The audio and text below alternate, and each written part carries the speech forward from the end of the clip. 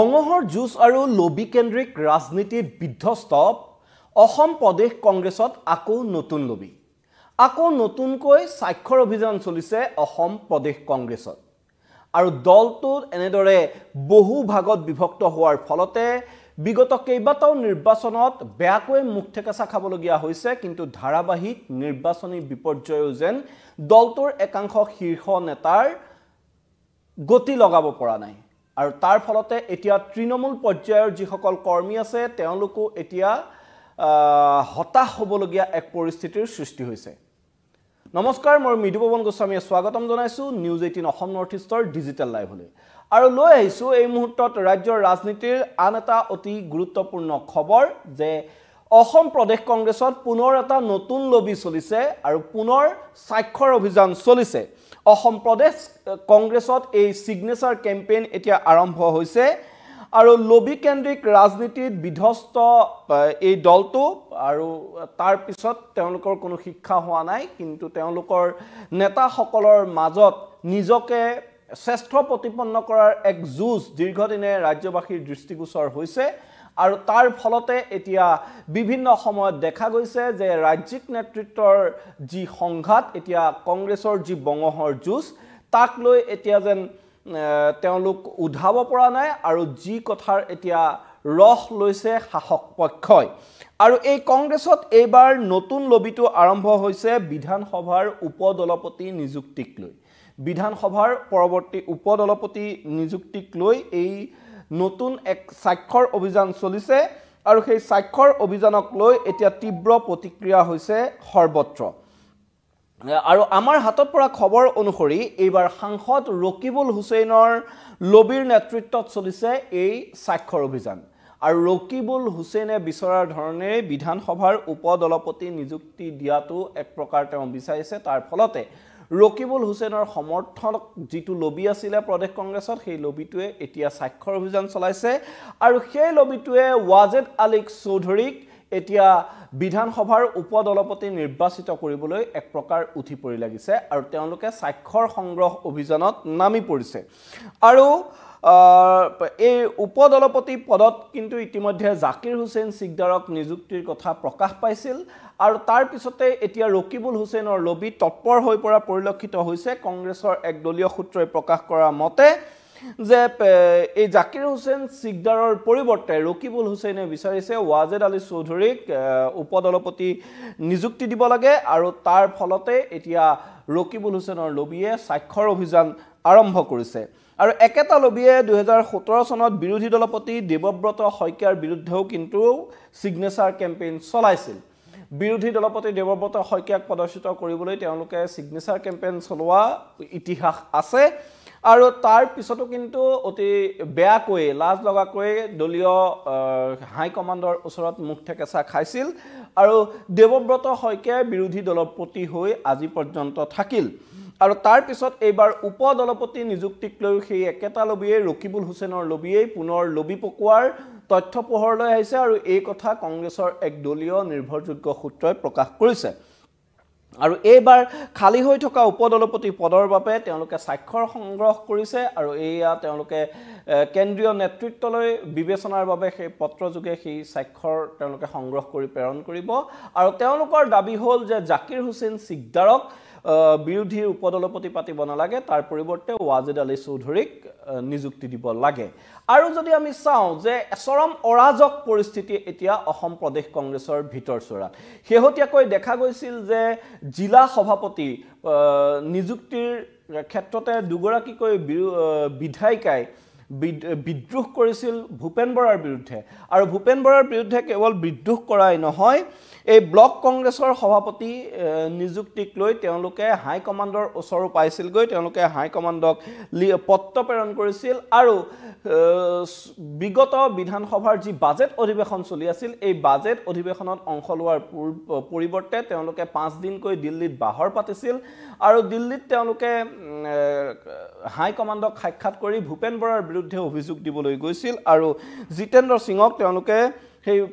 তেওঁলোকৰ অভিযোগ পত্ৰ দাখিল কৰিছিল ভূপেন বৰাৰ বিৰুদ্ধে আৰু ব্লক সভাপতি নিৰ্বাচন কৰাক লৈ সেই অন্তঃকণ্ডল সৃষ্টি হৈছিল আৰু শিৱামণি বৰা বিধায়িকা শিৱামণি বৰা আৰু নন্দিতা দাসে ভূপেন বৰাৰ বিৰুদ্ধে তীব্ৰ ক্ষোভ প্ৰকাশ কৰিছিল তেওঁলোকে অভিযোগ উত্থাপন কৰিছিল যে তেওঁলোকৰ সমষ্টি পুনৰ নিৰ্ধাৰণৰ পিছত কিছুদিন পূৰ্বে নতুনকৈ গঠন হোৱা যি ব্লক কংগ্ৰেছৰ সমিতি আছিল সেই ব্লক কংগ্ৰেছ সমিতিৰ সভাপতি নিযুক্তি প্ৰদান কৰিছিল ভূপেন বৰা আৰু তেওঁৰ টিমে আৰু সেই ব্লক কংগ্ৰেছৰ সভাপতি নিযুক্তি দিয়াৰ পিছতেই আৰু কেইবাখনো তেনে ব্লক কংগ্ৰেছ কমিটিয়ে ভূপেন বৰাৰ বিৰুদ্ধে অভিযোগ দাখিল কৰিছিল আৰু সেই অভিযোগ লৈ দুগৰাকীকৈ বিধায়িকা এতিয়া দিল্লীত বাহৰ পাতি হাইকমাণ্ডক অভিযোগ দিবলৈ গৈছিল আৰু এই কেইদিনমানৰ ভিতৰতে এই ঘটনাসমূহ সংঘটিত হৈ আছে আমি যদি চাওঁ যে তাৰ পূৰ্বেও কিন্তু বিগত নিৰ্বাচনৰ পিছত প্ৰদেশ কংগ্ৰেছৰ সভাপতি সলনিৰ বাবে কংগ্ৰেছৰ একাংশ জ্যেষ্ঠ নেতা কেইবাজনো প্ৰাক্তন মন্ত্ৰীয়ে প্ৰায় 19 জনকৈ জ্যেষ্ঠ কংগ্ৰেছী নেতাই স্বাক্ষৰ অভিযান চলাইছিল তেওঁলোকে অভিযোগ পত্ৰ দিছিল কেন্দ্ৰীয় নেতৃত্বৰ হাতত তেওঁলোকে কেউচি বেণুগোপালৰ ওচৰৰ পাইছিলগৈ ৰাষ্ট্ৰীয় সম্পাদক কেচি বেণুগোপালক তেওঁলোকে সাক্ষাৎ কৰিবলৈ গৈছিল আৰু ৰাহুল গান্ধীক সাক্ষাতৰ বাবে বাহৰ পাতি থাকি তেওঁলোক বিমুখ হৈছিল আৰু গৌৰৱ গগৈৰ সমৰ্থনত তেওঁলোকে এই স্বাক্ষৰ অভিযান চলাইছিল এনেদৰে দেখা গৈছে যে ইটোৰ পিছত সিটো লবি এতিয়া কংগ্ৰেছত সক্ৰিয় হৈ পৰিছে তেওঁলোকে ধাৰাবাহিকভাৱে নিৰ্বাচনসমূহত মুখ ঠেকেচা খাইছে তেওঁলোকে নিগম নিকায় নিৰ্বাচনেই হওক লোকসভা নিৰ্বাচনেই হওক বিধানসভা নিৰ্বাচনেই হওক কি বিধানসভাৰ উপনিৰ্বাচনেই হওক প্ৰতিটো নিৰ্বাচনতে অতি শোচনীয়ভাৱে পৰাজয় বৰণ কৰিছে তাৰ পিছতো কিন্তু তেওঁলোকৰ নেতৃত্বৰ যি খোৱা কামৰা সেই খোৱা কামৰা অন্ত পৰা নাই আৰু প্ৰদেশ কংগ্ৰেছৰ নেতৃত্বৰ এনে অৰিয়া এনে খোৱা কামৰাই কিন্তু এতিয়া দলটোৰ তৃণমূল যিসকল কৰ্মী আছে সেই কৰ্মীসকলৰ এক প্ৰকাৰ মন ভাঙি পেলাইছে সেই কৰ্মীসকলক এক প্ৰকাৰ হতাশ কৰা পৰিলক্ষিত হৈছে তেওঁলোকে তৃণমূল পৰ্যায়ৰ পৰা দলক শক্তিশালী কৰাত কোনো গুৰুত্ব আৰোপ কৰা পৰিলক্ষিত হোৱা নাই তাৰ বিপৰীতে তেওঁলোকে নিজক প্ৰতিষ্ঠিত কৰাৰ দৌৰতহে তেওঁলোক বেছিকৈ দৌৰা পৰিলক্ষিত হৈছে আৰু বিভিন্ন সময়ত ৰকিবুল হুছেইন বাহিনীৰ বিৰুদ্ধে অভিযোগ উত্থাপিত হৈছে ৰকিবুল হুছেইন বাহিনীৰ এটা লবি বিৰোধী দলপতি আছে তেওঁৰ ব্ৰত শইকীয়াৰ এটা বেলেগ লবি ভূপেন বৰাৰ এটা বেলেগ লবি গৌৰৱ গগৈৰ এটা বেলেগ লবি এনে ধৰণৰ চৰ্চাসমূহ যথেষ্ট শেহতীয়াকৈ চৰ্চিত হৈ আছে আৰু ইজনে সিজনক নিজক নেতা হোৱাৰ যুঁজত তেওঁলোকে যেন এই দলীয় কৰ্মীসকলৰ প্ৰতি তেওঁলোকৰ যি আনুগত্য তেওঁলোকৰ যি দলটোৰ বাবে কৰণীয় আছিলে তাই সেই মূল কামলৈ যেন তেওঁলোকে পিঠি দিছে আৰু নিজক শক্তিশালী নেতা হিচাপে প্ৰতিষ্ঠা কৰাৰ দৌৰত এনেদৰে তেওঁলোক অৱতীৰ্ণ হোৱা পৰিলক্ষিত হৈছে যি কথাই দলটোক সামগ্ৰিকভাৱে তীব্ৰ ক্ষতি কৰা বুলি এতিয়া খুব প্ৰকাশ কৰিছে কংগ্ৰেছ দলটোৰে একাংশ তৃণমূল কৰ্মীয়ে বিভিন্ন সময়ত সামাজিক মাধ্যম যোগেও বহু প্ৰবীণ কংগ্ৰেছী নেতাই প্ৰতিক্ৰিয়া প্ৰকাশ কৰা পৰিলক্ষিত হৈছে আৰু দলটোৰ শেহতীয়া যিসকল লোক নেতৃত্ব বহন কৰি আছে প্ৰদেশ কংগ্ৰেছক তেওঁলোকৰ এনে অৰিয়াঅৰিক লৈ তীব্ৰ বিশুদ্ধাৰো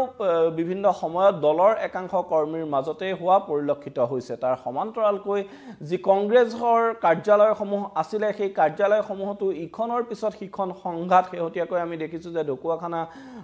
যি কংগ্ৰেছ ভৱন আছিলে তাতো এনেধৰণৰ মাৰপিটৰ ঘটনা সংঘটিত হৈছে বৰাকতো তেনেধৰণৰ মাৰপিটৰ ঘটনা সংঘটিত হৈছে এক প্ৰকাৰ যেন দলটো এতিয়া অৰাজক হৈ পৰিছে ৰাজ্যখনত সেই কথা ভাবিবলৈ বাধ্য হৈছে সাধাৰণ ৰাইজ কিয়নো দলটোৰ নেতাসকলৰ মাজত কোনো মিল নাই তেওঁলোকৰ কোনো নিৰ্দিষ্ট লক্ষ্য তেওঁলোকে স্থিৰ কৰি ল'ব পৰা নাই কেৱল নিজক প্ৰতিষ্ঠাৰ জহত ইজনে সিজনক বিশ্বাস নকৰে সিজনে আনজনক বিশ্বাস নকৰে তেওঁলোকৰ এই বিশ্বাসহীনতা এই অৰিয়ে যেন দলটোক এতিয়া ক্ষতি কৰিছে সেই কথা এক প্ৰকাৰ নিশ্চিত আৰু এই নেতৃত্বৰ এনে খোৱা কামৰত এতিয়া দলটোৰ তৃণমূল কৰ্মীসকলৰ মন একেবাৰে ভাগি পৰিছে আৰু তাৰ সমান্তৰালকৈ দেখা গৈছে যে বিগত যি নিৰ্বাচন আছিলে সেই নিৰ্বাচনত একাধিক জ্যেষ্ঠ কংগ্ৰেছী নেতাই দল ত্যাগ কৰি বিজেপিমুখী হৈছিল বিজেপিক যোগদান কৰিছিল আৰু এনেদৰে ইটোৰ পিছত সিটো মুখ্যম আঘাত লাভ কৰাৰ পিছতো কিন্তু দলীয় নেতৃত্বই এই ক্ষেত্ৰত তেওঁলোকে বিভিন্ন সময়ত তুলুঙা মন্তব্য কৰি দলটোক শক্তিশালী কৰাৰ বিশেষ পদক্ষেপ লোৱা পৰিলক্ষিত হোৱা নাই তাৰ পৰিৱৰ্তে এতিয়া দেখা গৈছে যে সৰু সৰু কথাত এনেধৰণৰ স্বাক্ষৰ অভিযান তেওঁলোকৰ মতৰ অমিল তেওঁলোকে নিজৰ মাজত আলোচনা কৰি এটা সিদ্ধান্ত ল'ব নোৱাৰে তাৰ পৰিৱৰ্তে তেওঁলোকে এনেদৰে বাৰে বাৰে স্বাক্ষৰ অভিযান কৰি কেতিয়াবা যদি ৰাজ্যিক সভাপতিজনৰ বিৰুদ্ধে বিশুদ্ধাৰ কৰিছে দলৰ বিধায়কে কেতিয়াবা এনেদৰে উপদলপতি নিৰ্বাচনক লৈ এতিয়া হৈছে স্বাক্ষৰ অভিযান তাৰ মাজতে পুনৰ এই যি লবি কেন্দ্ৰিক ৰাজনীতি আৰম্ভ হৈছে ইয়াৰ ফল কি হ'ব তাৰ বাবে হয়তো আমি কিছুদিন অপেক্ষা কৰিব লাগিব কিন্তু যি বিধানসভাৰ বিৰোধী উপদলপতিৰ পদ যেটো খালি হৈ আছিল সেই উপদলপতি পদটোত জাকিৰ হুছেইন সিকদাৰ কাৰ্যকৰী সভাপতি প্ৰদেশ কংগ্ৰেছৰ তেখেতক সেই দায়িত্ব অৰ্পণ কৰাৰ কথা ইতিমধ্যে পোহৰলৈ আহিছিল আৰু তাৰ পিছতে এতিয়া দলীয় শীৰ্ষ সূত্ৰই জনোৱা মতে ৰকিবুল হুছেইন বাহিনীয়ে ৰকিবুল হুছেইনৰ অনুগত্য একাংশ লোকে এতিয়া স্বাক্ষৰ অভিযান চলাইছে যে জাকিৰ হুছেইন সিকদাৰক সেই বিধানসভাৰ বিৰোধী উপদলপতি পদ প্ৰদান কৰিব নালাগে তাৰ পৰিৱৰ্তে ওয়াজেদ আলী চৌধুৰীকে সেই পদ প্ৰদান কৰিব লাগে আৰু এই ক্ষেত্ৰত এটা কথা উল্লেখ কৰিব পাৰি যে বিগত লোকসভা নিৰ্বাচনত ওয়াজেদ আলী চৌধুৰীয়ে ৰকিবুল হুছেইনক যথেষ্ট সহায় কৰা পৰিলক্ষিত হৈছে যেন তাৰ প্ৰতিদান দিবলৈ এতিয়া উঠি পৰি লাগিছে ৰকিবুল হুছেইন আৰু নিজকে দলৰ এজন শক্তিশালী নেতা ৰূপে প্ৰতিষ্ঠা কৰাৰ বাবে এনে ধৰণে নতুন লবি পকাইছে ৰকিবুল হুছেইনে তেনে ধৰণৰ কথাই এতিয়া দলীয় শীৰ্ষ সূত্ৰই জনাইছে আৰু ইয়াৰ পিছত এতিয়া কংগ্ৰেছ দলটো কোন দিশে অগ্ৰসৰ হয় যি সময়ত দেখা গৈছে যে এতিয়া ৰাভা হাছঙত নিৰ্বাচনৰ প্ৰচাৰ তুংগত উঠিছে ৰাভা হাছং সাহিত্য পৰিষদৰ নিৰ্বাচনী প্ৰচাৰ তুংগত উঠিছে কিন্তু তাৰ পৰিৱৰ্তে দেখা গৈছে যে প্ৰধান বিৰোধী দল কংগ্ৰেছৰ কেইবাজনো প্ৰাৰ্থীয়ে ইতিমধ্যে নিজৰ প্ৰাৰ্থিত্ব প্ৰত্যাহাৰ কৰিছে নিৰ্বাচন আৰম্ভ নহওঁতে এক প্ৰকাৰ মুখ ঠেকেচা খাইছে বিৰোধী দলটোৱে কংগ্ৰেছ প্ৰাৰ্থীয়ে প্ৰাৰ্থিত্ব প্ৰত্যাহাৰ কৰাৰ ফলত বিনা প্ৰতিদ্বন্দ্বিতাই এতিয়া বিজেপি মিত্ৰজোঁটৰ প্ৰাৰ্থী তাত জয়ী হৈছে তাৰ সমান্তৰালকৈ আৰু বেছি দিন নাই 2026ৰ নিৰ্বাচনলৈ বিজেপিয়ে দেখা গৈছে আগ্ৰাসী ৰণকৌশল লৈ ইখনৰ পিছত সিখন বৈঠক কৰি সংগবদ্ধভাৱে তেওঁলোকে দলটো আগুৱাই নিয়াৰ বাবে এতিয়া তৎপৰ হৈ পৰিছে তাৰ পৰিৱৰ্তে কিন্তু প্ৰধান বিৰোধী দল কংগ্ৰেছে এতিয়া এনেদৰে নিজৰ মাজতে খোৱা কামৰা অৰিয়াৰিতে লিপ্ত হৈ আছে এনে ধৰণৰ পৰিৱেশে এতিয়া এই বিৰোধী দলটোৱে বিজেপিৰ যি আগ্ৰাসী ৰণনীতি তাক ৰুধিবলৈ কিমান দূৰ সক্ষম হ'ব সেয়া হয়তো পৰৱৰ্তী সময়ত লক্ষণীয় হ'ব কিন্তু দলীয় নেতাৰ এনে অৰিয়াৰিয়ে যে দলটোক তীব্ৰ ক্ষতি কৰিছে সেই কথা এক প্ৰকাৰ নিশ্চিত হৈ পৰিছে আৰু এই নতুন লবি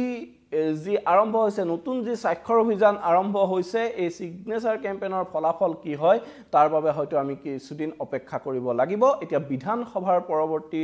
উপদলপতি কোন হ'ব ওয়াজেদ আলী চৌধুৰী নে জাকিৰ হুছেইন সিকদাৰ তাৰ বাবে আমি কেইদিনমান হয়তো অপেক্ষা কৰিব লাগিব এই যে স্বাক্ষৰ অভিযান চলিছে এই স্বাক্ষৰ অভিযানৰ যোগেদি ৰকিবুল হুছেইনৰ যিসকল অনুগত আছে সেই লবিটো সফল হয় নে নহয় যেহেতু মই পূৰ্বেও কৈছো যে 2017 চনত এই একেটা লবিয়ে দেৱব্ৰত শইকীয়াক বিৰোধী দলপতি পতাৰ বিৰোধিতাৰে এনে ধৰণৰ অভিযান চলোৱাৰ কথা পোহৰলৈ আহিছিল আৰু তেতিয়া মুখ ঠেকেচা খাইছিল ৰকিবুল হুছেইনৰ সেই লবিয়ে এইবাৰ ৰকিবুল হুছেইনৰ লবি কিমান সফল হয় কংগ্ৰেছত ৰকিবুল হুছেইনৰ কিমান কথা চলে সেয়া পৰৱৰ্তী সময়ত লক্ষণীয় হ'ব কিন্তু পুনৰবাৰ কৈছো যে দলীয় নেতৃত্বৰ এই খোৱা কামৰাই কিন্তু চূড়ান্তভাৱে এতিয়া হতাশ কৰি তুলিছে অসম কংগ্ৰেছৰ তৃণমূল কৰ্মীসকলক